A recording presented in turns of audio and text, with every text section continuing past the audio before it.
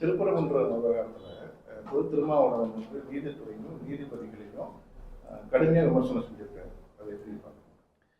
இதுதான் ஆட்சிக்கு பிடிச்ச கேடு. இப்படி தான்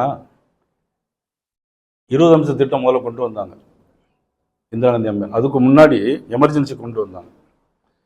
ஏன் எமர்ஜென்சி கொண்டு வந்தால், நான் யாரும் லைவில் போயிட்டுருக்கோம், யாரும் தப்பாக நினைக்கக்கூடாது. முதலமைச்சர் கருணாநிதி அவர்கள் அப்போ இருந்தாங்க. என்ன தெரியுமா சொன்னாங்க?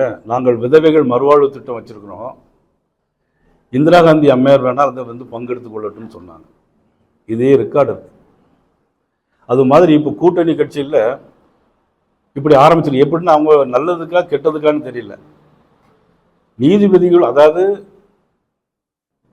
நம்மளுடைய நிர்வாகம் ஒரு பக்கம், நீதி நிர்வாகம் ஒரு பக்கம், இது எல்லாம் பேரலாக இருந்தால் தான், ஒன்றுக்கு ஒன்று இணைஞ்சு போனால் தான் ஒரு ஆட்சி நல்ல முறை நடத்த முடியும். இல்லைன்னா நிர்வாகத்துக்கு ஒட்டுமொத்தமாக ஒரு இது வந்துடும். இன்னொன்று, புரட்சித் தலைவர் எம்ஜிஆர் இருந்தார், முதலமைச்சராக இருந்தார். மத்திய அரசோடு ஒரு உறவுக்கு கை கொடுப்போம்னு சொல்லி, உரிமைக்கு குரல் கொடுப்போம், உறவுக்கு கை கொடுப்போம்னு சொன்னார். நாடு நல்லா இருந்துச்சு.